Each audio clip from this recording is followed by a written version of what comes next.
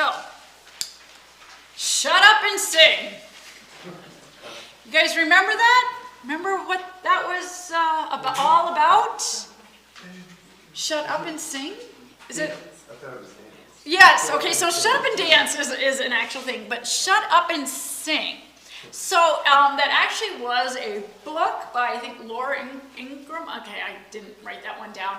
But it was it was actually a movie that was made about the Dixie Chicks. So in the early 2000s, when we invaded Iraq under George Bush, President George Bush, the Dixie Chicks, and so you know that's a country female band, they were in England and they were interviewed, and they, during the interview, spoke about how they were embarrassed or ashamed of our president then and did not support the war in Iraq.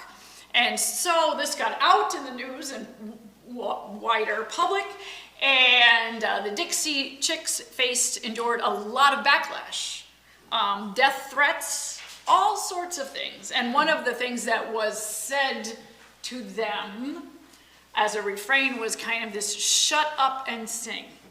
And it has been used against performers ever since. Shut up and sing. Don't have an opinion. Don't speak about politics or issues of the day or social justice. Just entertain us. Just entertain. Don't be a prophet. Don't share your words, your beliefs about the world and what is going on. The thing is, whoever thought of that shut up and sing, it doesn't work. It just does not work. Music rarely is really empty and vacuous, just mere entertainment. Songs of all genres and forms often have more power, and especially the folks who sing them, and have more important message. From the time of our ancient ancestors, music has been a medium of prayer, praise, pain, and protest. Take our first reading for today. It begins, "Let me sing of my beloved, my love song concerning his vineyard." A love song. Aww. Who could have a problem with a love song? Don't we just all love those love songs? Okay, maybe not, actually. You know, it is true. If you've been betrayed, burned, or otherwise battered by love, a love song actually isn't always welcome. But the prophet in our reading sings this love song, and God is the beloved. God is the beloved who clears and digs and plants and grows a vineyard. He continues, he dug it. I'm not singing this. And Charles, I didn't ask you to sing, but, I know you could have done it, but he dug it and cleared it of stones and planted it with choice vines. He built a watchtower in the midst of it, hewed out a wine vat in it, and expected to yield grapes. Now, of course, we know this isn't literal. The plants, the vines, like the ones we see here today, now these are literal. But the ones in the story, they represent God's people. And later on, just in case you miss it, the prophet says, right outright, the vines are the Hebrew people that God rescued from slavery in Egypt and oppression and called forth, gave them a land with the intent, go there, practice living justice and love and great things. But the song goes on. It yielded wild grapes. In other words, the vineyard didn't produce the good fruit that God wanted. It grew bad fruit. Basically, the people of God didn't fulfill their calling to live as examples of justice, welcome for the outcast and the stranger, and instead they replicated the ways of their neighbors. Some got wealthy at the expense of so many others. Economic oppression flourished, and the religious thought all that God wanted of them to do was to offer some sacrifices, sing some praises, say their prayers, and it would all be okay. But that is not the fruit that God desires. We are not called from the dirt of the earth, filled with the breath, formed in the image of the divine, in order to focus on ourselves. Yes, being God's people is about comfort, giving us comfort when we're grieving, comfort when we feel attacked, comfort especially when we're sick and struggling, which everyone does. Yes, the words of God are to give us comfort and strength and to return us. But being part of God's people is not about making us comfortable or complacent or just focused on ourselves. But all too often, that's what people of faith devolve to, just like everybody else. When things get rough, what do? You kind of focus on your own stuff, right? Your own pain, your own struggles. It's hard to look out and see something else. So this song is not just a love song. Well, I think it's based in the love, but it is one of judgment. It is one of judgment. So there is no special protection, this song tells us, whether for the ancient Hebrews or for the church today. And by the way, that is something that's really important to note here. Because this passage, and of course that wonderful gospel that we heard, paired together and others, have historically and actually still currently used, fermented by some Christians to practice, preach, whatever, what is called supersessionism. There's a word. Supersessionism. And basically what that idea is, and it's a misguided one, but the idea is that the Hebrews, now insert Jews, feel free, because that's what folks do, disobeyed God, so God has moved on to Christianity. Just left the Hebrews, the Jews in the dirt and the dust, and moved on and focused all God's love and care and expectations on the Christians. Well, okay, we kind of think, well, what's wrong with that? But really what that has helped produce, the fruit that has borne, is all sorts of anti-Semitism, all sorts of violence and hate. And with, again, the violence happening in Israel today, yesterday, it can raise its ugly head again.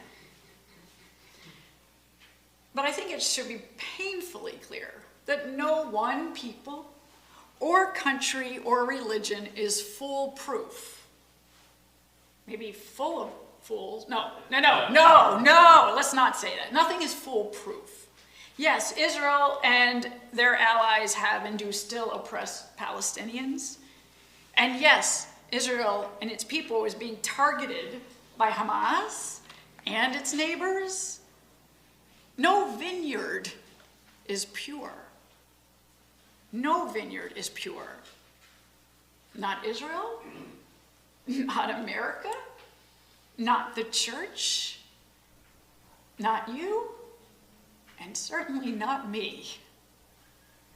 I sure am big enough to admit that I do not always grow the best fruit. I can have my fair share of sour grapes, in fact. Especially when something I put my heart and soul into, and that's the setting of our song. Something that I put my heart and soul into, like God, like lots of us, and it doesn't pan out. It isn't appreciated. It isn't received. And it's destroyed, whether it's relationships or work or whatever, or just our bodies. Things just fall apart. They wither. And, we're not happy about it. But how did this song begin? As a love song. And while we often can produce sour grapes and all sorts of stuff that's not wonderful, God's love doesn't fade. God's love doesn't evaporate. It doesn't get overgrown. The song says all sorts of stuff is going to happen. It's because it did. Exile happened. The people were destroyed. Some of them taken away. But the story didn't end there. The people who first heard the prophet Isaiah, to the people walking with Jesus, that he walked around in those towns and villages and the countryside speaking and singing to the people of Palestine, to the people of the early church, the women and men who sang over and over again this song of hope in God and God's love and mercy. That song has continued all the way down to us as an individual, as us as a congregation. We, each and every one of us as a whole community, are still God's vineyard, loved into fruitful lives, because that is our hope. And that's God's desire, that whatever and wherever good fruit grows, it is God's vineyard. So let us not just hear love songs, but sing them. And also, seeing these vines, as I'm not sure how long we will, but as long as we see these beautiful vines in our sanctuary, let us look at them and remember to see that we are God's people, that our purpose is to bear fruit, which is acts of love. And so that's what we're doing. That's what we're doing today. That we add our voices to those who sing, especially those who sing under the pressure of hate or marginalization. That's what we'll do later today. Some may see this as simply a fundraiser that we're going to do. Some may think we're just providing entertainment to make a buck. But I tell you, and we should know, there are easier ways to make a buck. And I'm not just talking about all the work that we're doing, the mere logistics, the meetings, the building, relationships, the hours of shopping that we have done, the baking that some of you are doing. No, there's easier ways, because we'll probably have some pushback. We will. The judgment of some Christians is that, they don't even want people to shut up and sing. They don't want drag queens to shut up and sing. But by us opening our doors, we open our ears to an art form, drag, that has historically given voice and safe space within the LGBT community. Something that is definitely and desperately needed in our country, sadly, again, right now. So some of us might not have felt that kind of pain and rejection, that condemnation, and even real risk that other people experience. Because there are people who hate just who you are for who you are. And now some of us might be getting a taste of that. But what we're doing is standing with people who do live with that. So today is another time that we take a risk to bear the fruit of love with our words. And it might make folks uncomfortable. But today we don't just say or sing about love. Today we put our time, our energy, we risk misunderstanding, perhaps even more today, and whenever we act and act up and sing and speak, we grow, bearing good fruit. So today, let's not shut up and sing just empty songs. Today, we add our voices to God's great eternal love song. Today, we will put up, act up, and sing. Amen. Amen.